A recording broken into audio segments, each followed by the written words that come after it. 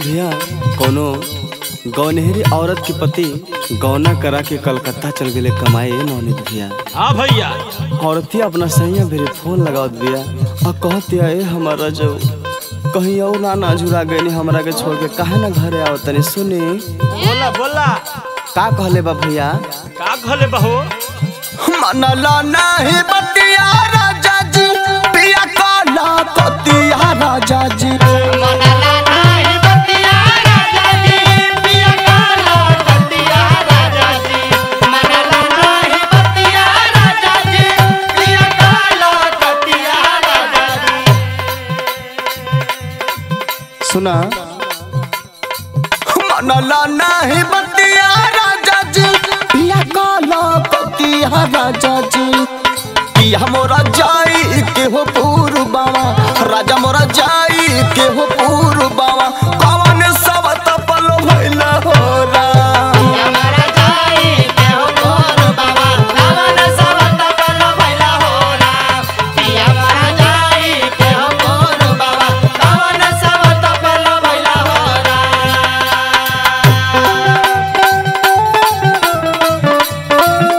अरे बना रहा विजय बाबू।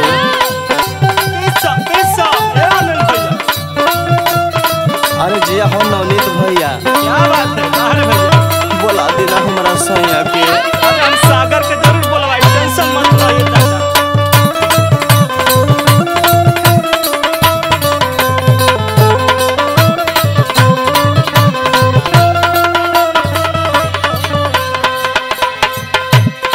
और देखिए औरतिया तड़प के विरह के भाव में का कहतिया भैया?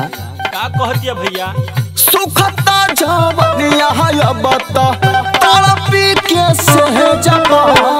सुखता जवनिया बता तड़पी के सहजबा। सुखता जवनिया बता तड़पी के सहजबा।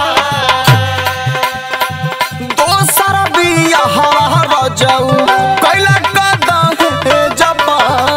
दोसर बिया हवा जाऊ कैला कदा है जबा। दोसर बिया हवा जाऊ कैला कदा है जबा। और देखी कहतिया कि हईसन जवानी के का मतलब है हमारा जाऊ जे हमारा के छोड़ के बह रहे के बाद। सुना सुखता जवनिया है बता तड़पी के सहजबा। दोसर बिया हवा जाऊ कैला कदा है जबा। होई बना जे घरवा राजा जी जाइब नहीं हरवा राजा जी। आई बनाई घरवा राजा जी जाई नहीं हरवा राजा जी। आई बनाई घरवा राजा जी जाई नहीं हरवा राजा जी। होई बना जे घरवा राजा जी जाइब नहीं हरवा राजा जी। तो मीठी मीठी बातिया में फंसाई के मीठी मीठी बातिया में फंसाई के अपन पुरबावा कैला हो राम। मीठी मीठी बातिया में फंसाई के अपन पुरबावा गइला हो राम।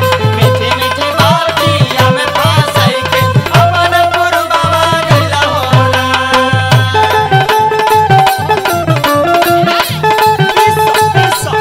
अरे आवाए जे के आजाद बनमुआ।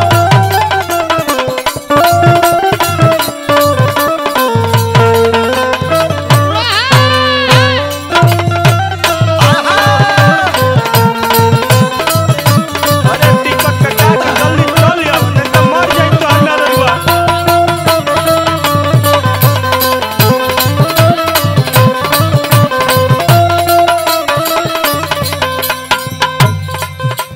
और देखिए औरतिया का कहले बा भैया? का कहले बाई हो? जेते या जहादर जाऊ रहिता जे गाँव में। जेके आजाद रहू रहता जे गाँव में। जेके आजाद रहू रहता जे गाँव में। तोहा के सुतवती अपना अजरा के छाव में। तोहके सुतवती अपना अजरा के छाव में। तोहके सुतवती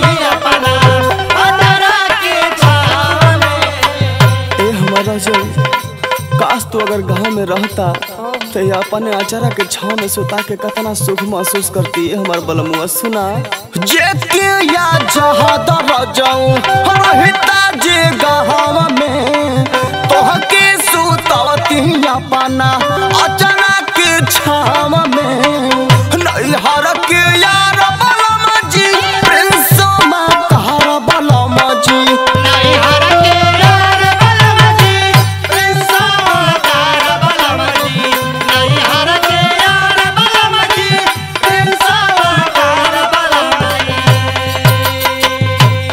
कहती है जे नाई बाई हमार बलमुआ तो चल जाए नैहरों में हमारे साथ दे वाला केहू रहे। सुना नैहर के यार बलमा जी प्रिंस मातार बलमा जी तो सुना सुना नाना दो के भाई आवा सुना सुना नाना दो के भाई